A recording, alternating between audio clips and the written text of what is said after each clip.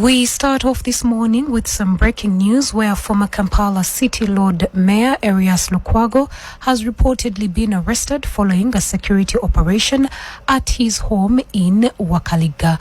Earlier in the day, Lukwago posted on his social media alleging that 2 drones had surrounded his residence with security operatives seen in the area. He also indicated that security personnel were deployed around his home, raising concern over his safety. Reports later did emerge that the former Lord Mayor, who also serves as the president of the People's Front for Freedom, had been taken from his home under circumstances that have not yet been fully clarified. Somebody has talked about the arrest of the Lord Mayor, former or emeritus, Honorable Erias Lukwago. I'm not aware, but in the event that I get more information about it, we can always share it. Yeah.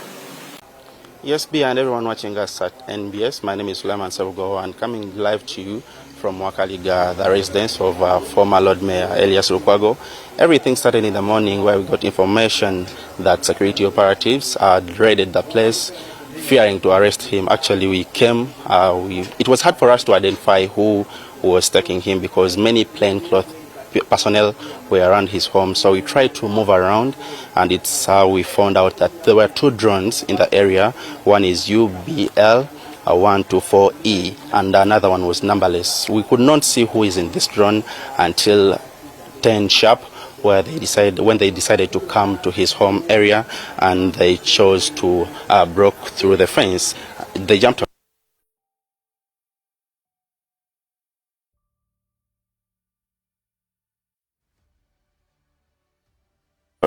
Yes, good morning. What really happened was that they cut barbed wire. Now we have barbed wire around the house. The house is fenced, yes. So when they cut the barbed wire, I was actually seated outside and I saw a security personnel. He was in army wiring. He was in army attire. Yes. He jumped in. Then that's when everyone scattered. Everyone scattered inside because we didn't know what they wanted. They never explained it to us because if you're going to arrest a person, yes, you have to produce a warrant of arrest, yes, and the reason you have to explain the reason why they're being arrested. None of that took place. So when we entered, I went and closed the door where me and a fellow house help was there. So he closed the door and they came and started barging in and they started kicking down the door.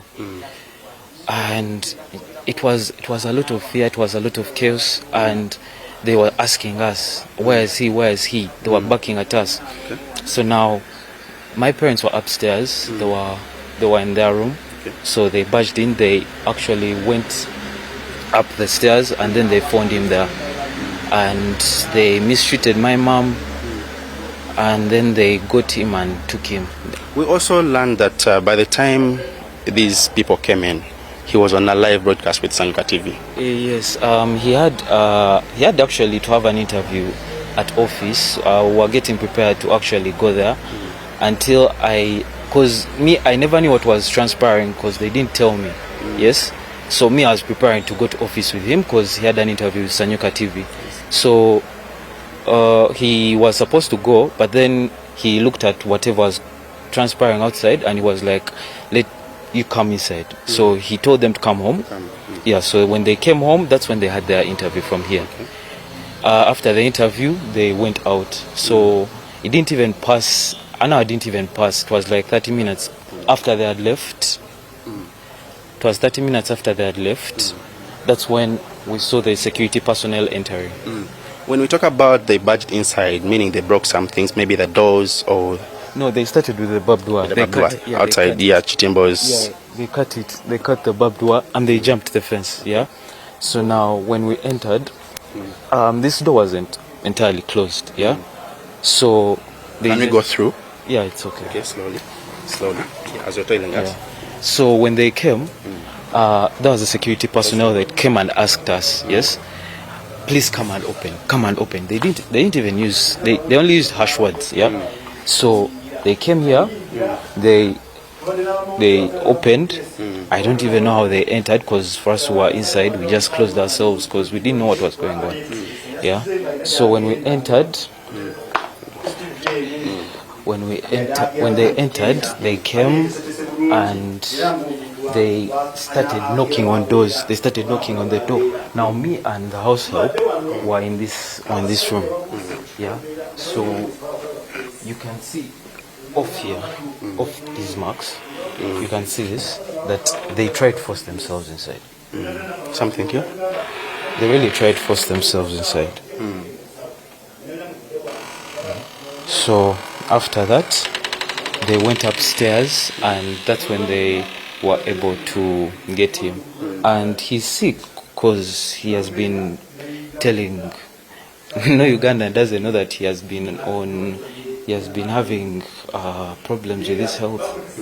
So this is what some of the medicine he was having? Medicine. Actually, we told them that at least let him take his medicine, and they didn't even care if he took it or not, because we have he has pressure, he has he has to check his blood sugars all the time, yeah, and he also has to check his pressure, so they didn't even allow us to do that. Okay, maybe one would love to know, is there anything you know about maybe that might have caused the incident?